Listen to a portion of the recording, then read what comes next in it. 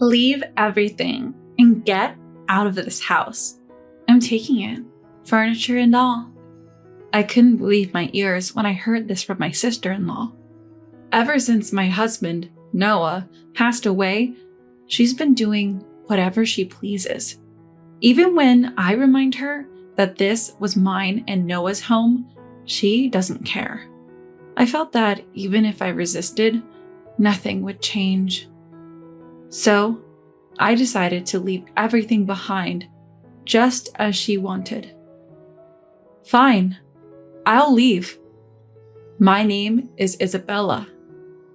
Noah was a young CEO who took over his father's company. It's a major corporation that everyone knows, with a vast number of employees. I became his secretary right when he became CEO, and we got to know each other closely. During tough times, we supported each other, and as days went by, we fell in love and started dating. Everyone at the company knew about our relationship, and since we were both successful, we were admired. 2 years later, we got married. When he proposed, it was the happiest moment of my life, and our relationship remained strong after marriage. Later, I quit my job as a secretary to support Noah full-time at home. We've been married for almost 10 years now. We're planning a trip for our upcoming anniversary. Every day with Noah is a joy. However, there was one problem. I have an older brother named Liam. Our dad works as a driver and our mom is too frail to work. After high school, Liam got a job without going to college and moved out. I went to college with money I saved from part-time jobs, and later got a job as a secretary at Noah's company. The pay was great, and I mostly saved or sent money home. Liam, knowing this, often asked me for money. Some of the money I sent to our parents also ended up with him. Liam had a temper, and to avoid confrontations, I never said anything. I wished my parents wouldn't give him money, but they probably found it easier to appease him. Growing up, Liam often took things from me. Now, he works a blue-collar job, and according to our parents, is heavily into gambling. From horse racing to slot machines and lotteries, he seems to be into everything. Despite having such a troublesome brother, I still gave him money after getting married. Sometimes he even asked Noah for money, which I really wished he'd stop. Every day, I was frustrated with Liam, but his wife Harper was even more of a headache.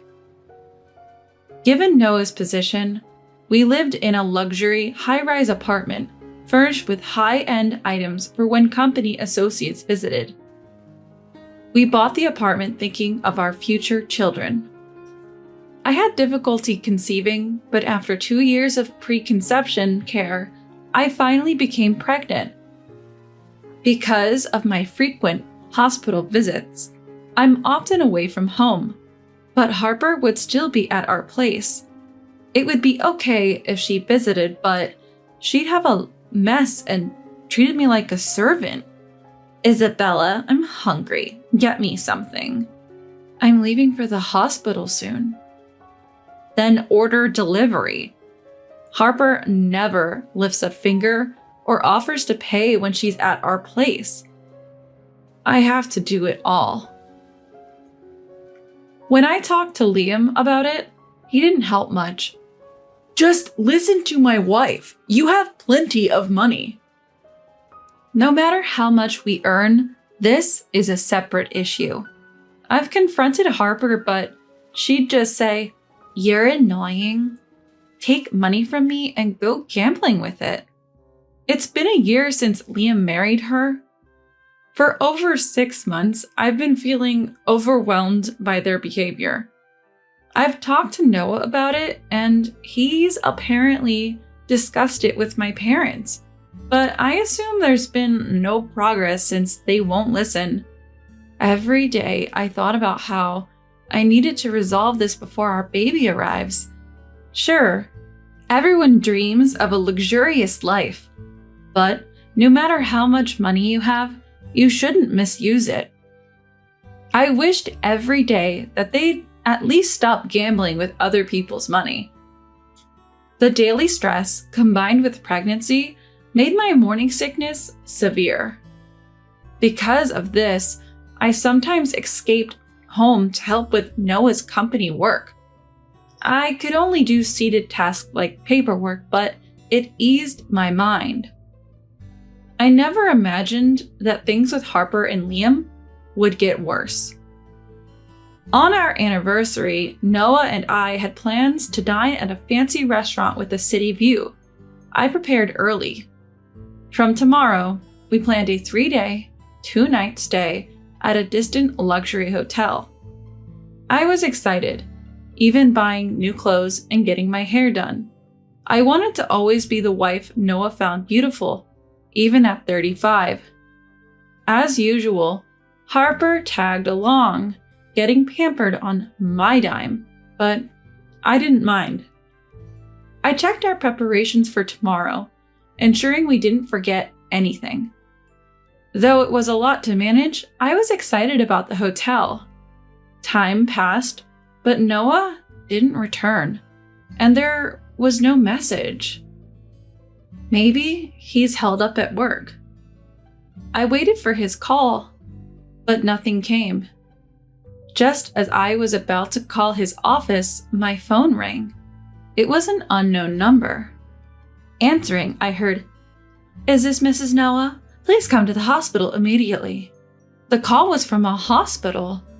If they mentioned Noah's name, something must have happened to him.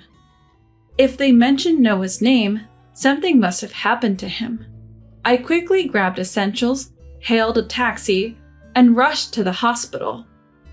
I was led to the surgery waiting area.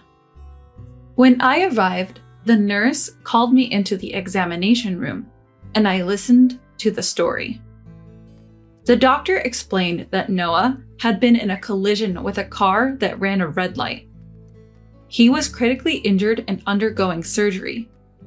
They told me to brace myself as he might not make it. I was in shock and couldn't process the news. After hearing about the accident, I was in a panic and barely remember what followed. I prayed desperately outside the operating room. "Noah, please stay alive, please." 4 hours later, the surgery door opened and the doctor emerged. "We did our best. I'm so sorry." Noah didn't make it. I cried uncontrollably, my sobs echoing in the dim hospital corridor. Memories with Noah flooded my mind, and though a nurse tried to comfort me, I barely noticed. Soon after, my mother-in-law arrived, crying in my father-in-law's arms. Then, a male doctor approached with a bouquet. "Are you his wife? Mr. Noah wanted you to have these when he was brought in." Apparently, Noah was conscious when the ambulance arrived and asked them to bring the flowers from his car. He insisted they be given to his wife before losing consciousness. The bouquet, slightly damaged from the crash, was still a beautiful bunch of roses. Tucked within was a note. "Isabella, thank you for being by my side for 10 years. I'm always grateful. Please take care from now on." Reading the letter, I hugged it close and I cried even more. That night, my mother-in-law stayed by my side, but my heart was still shattered. The first night without Noah was unbearable, and I couldn't sleep a wink. The next morning, I felt no better, but my mother-in-law reminded me of my pregnancy. So I tried to rest a bit. When I woke up, I felt a kick from the baby inside me, bringing me back to reality. This child is mine and Noah's, and it's about to be born. It's as if the baby kicked to tell me to pull myself together. So I whispered a promise to Noah that I'd protect our child and live strongly. I washed my face with cold water and tried to fix my tear-streaked face. A few days later, after discussions with the family, we held Noah's funeral. Many attended, including family, colleagues, and business partners. But amidst the mourners, one person stood out. Why should I wear mourning attire? It's so outdated. Harper was dressed in a flashy party dress, completely out of place. Many looked at her with disdain, but she seemed unfazed. She even started flirting with some of the business executives. It was clear she was after their money. After the funeral, my mother-in-law called a family meeting about Noah's life insurance. She believed I should receive everything, but some family members thought it should be shared. Harper and Liam joined the discussion. Shouldn't the insurance money go to Liam, the eldest sibling? Harper's argument seemed driven by her own desire to get a share. She even said, Isabella probably has enough savings. She doesn't need it. I sighed at Harper's audacity and confronted her about her inappropriate attire. No matter the reason, you two won't see a dime of that insurance money. And your attire? Hardly fitting for a funeral.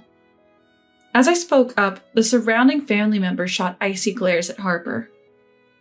Feeling the tension, Liam and Harper quickly left the scene. For Harper, this was the first time meeting many of the relatives.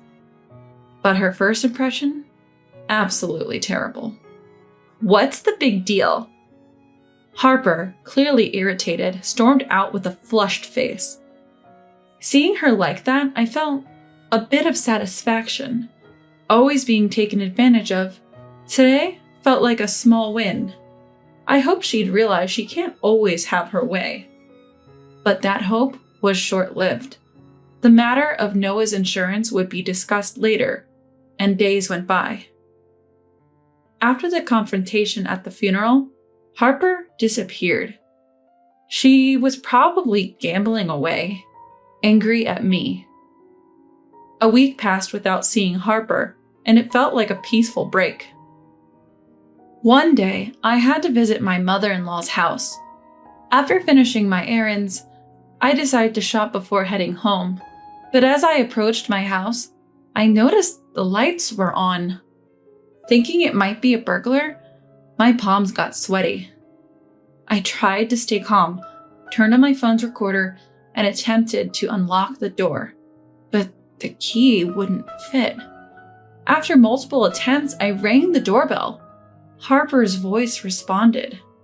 "What are you doing? Open up!" She opened the door.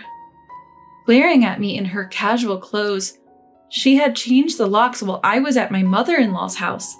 It seems that she waited for me to leave and changed it during that time.